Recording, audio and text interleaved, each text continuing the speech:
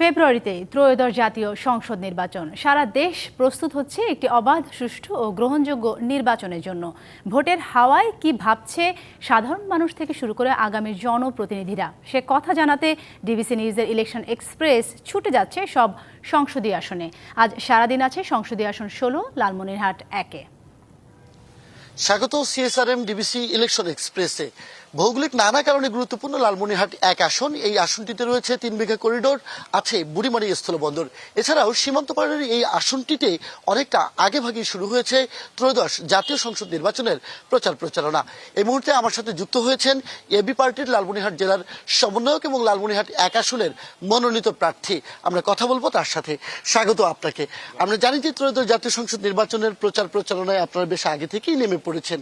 কি নিয়ে জনগণের কাছে যাচ্ছেন এবং কি প্রতিশ্রুতি দিচ্ছেন? আপনার দল তো একেবারে নতুন একটি দল। ধন্যবাদ আপনাকে। আপনার মাধ্যমে আমাদের এই আসনের এবং বাংলাদেশ এবং প্রবাসী সকল ভাই বোনদেরকে জানাচ্ছি সালাম ও শুভেচ্ছা। আসলে আমরা দল নতুন, কিন্তু আমরা মানুষগুলো পুরাতন না। আমরা রাজনীতিতে অনেক আগে থেকেই আছি।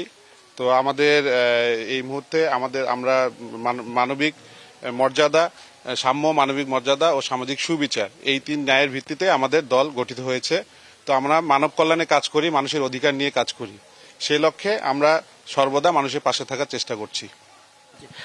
এই যে আপনাদের পুরাতন মানুষ হলেও আমরা যতটুকু জানি যে এই আসনটিতে আপনার বাবা মরহুম এরশাদ হোসেন সাজু সাহেব, তিনি বেশ জামায়াতের রাজনীতি করতেন এবং খ্যাতিমান ব্যক্তি ছিলেন। তারই সন্তান আপনি জামায়াত বাদ দিয়ে এবি পার্টিতে কেন আসলেন এবং সেটি ভোটাররা কিভাবে গ্রহণ করছে? না, আপনাকে আপনার জ্ঞাতার্থে বলছি, আমার বাবা ২০১৯ সালে যখন জন আকাঙ্ক্ষার বাংলাদেশ সৃষ্টি হয়, সৃষ্টি লগ্ন থেকেই সে এবি পার্টির সাথে যুক্ত এবং সে প্রতিষ্ঠাতা যুগ্ম আহ্বায়ক ছিলেন। সে এবি পার্টি প্রতিষ্ঠার অন্যতম একজন ছিলেন। বেসিক্যালি আমার বাবা ছিল এই আসনের ক্যান্ডিডেট। আমার বাবা ২০২১ সালের এপ্রিল মাসে মৃত্যুবরণ করেন।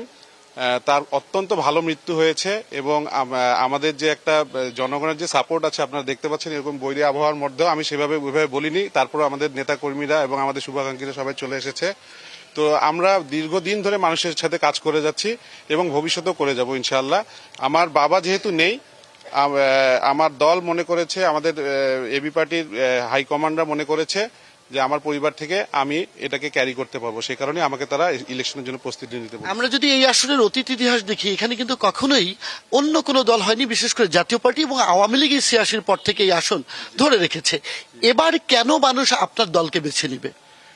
এ কারণেই বেছে নিবে, আমি আপনাকে তো বললাম যে আমার বাবা একজন অত্যন্ত পপুলার লিডার ছিলেন এবং সে ২০০১ সালে এখানে ইলেকশন করেছেন এবং তখন তার আগ পর্যন্ত জাতীয় পার্টি ছিল আপনার এখানকার এমপি। বাট আমার বাবা ইলেকশন করার ওই সেবার আব্বু কন্টেস্টিং ক্যান্ডিডেট ছিলেন, সেকেন্ড হয়েছিল, আর আওয়ামী লীগ ফার্স্ট হয়েছিল। তো দীর্ঘদিন আমরা রাজনীতির সাথে যুক্ত থাকার কারণে, সমাজসেবার সাথে যুক্ত থাকার কারণে আমাদের নিজস্ব একটা সমর্থিত একটা গোষ্ঠী আছে। পাশাপাশি আমরা যেহেতু একটু নতুন প্ল্যাটফর্ম তৈরি করেছি, এবি পার্টি জনকল্যাণে কাজ করছে, আমরা মনে করি এখন সময় এসেছে ভোটারদের বিকল্পকে চুজ করা। যেহেতু ২৪-এর স্পিডকে আমরা ধারণ করি, তুমি কে আমি কে, বিকল্প, আমি মনে করি আমি পাটগ্রামের বিকল্প। এই পাটগ্রাম হাতীবান্ধাবাসীর জন্য আপনার প্রতিশ্রুতিটা আসলে কি? আমার প্রতিশ্রুতি, বেসিক্যালি আমি বিজনেসম্যান।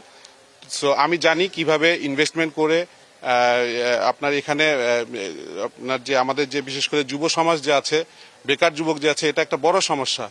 বড় সমস্যাটাকে আমি শক্তিতে রূপান্তরিত করতে চাই। আমাদের প্রপার যদি আমরা তাদেরকে ফ্যাসিলিটেট করে যদি আমরা জনশক্তি রপ্তানিতে ব্যবহার করি, পাশাপাশি আপনার এখানে যদি কর্মসংস্থানের ব্যবস্থা করি, ইন্ডাস্ট্রি ডেভেলপ করি, সেক্ষেত্রে আমি মনে করি যে এখানে অপার সম্ভাবনা রয়েছে। এবং শুধু তাই নয়, আমাদের এখানে অর্থাৎ বেকার যুব সমাজকে নিয়ে আপনার একটি পরিকল্পনা আছে। খুব ছোট করে জানতে চাই, আপনার দল যদি জোটে যায় এবং সেক্ষেত্রে আপনি যদি মনোনীত না হন, তাহলে আপনার অবস্থান কি হবে? সেক্ষেত্রে আমি দলের ডিসিশনের বাইরে যাব না। দল যদি মনে করে যে না আমাকে ইলেকশন করা উচিত, আমি করব। যদি দল জোটে যে সেটা দলের মেকানিজম, সেক্ষেত্রে দলের উপর আমি অনেক কৃতজ্ঞতা আপনাকে। আমরা কথা শুনছিলাম এবি পার্টি লালমনিরহাট জেলার যিনি প্রধান সমন্বয়কারী, তার। এরপর সন্ধ্যা ৭টায় আমরা যুক্ত হব লালমনিরহাট ১ আসনে যিনি জামাত মনোনীত প্রার্থী, তার সাথে কথা শুনবো জামাতের প্রস্তুতি নিয়ে।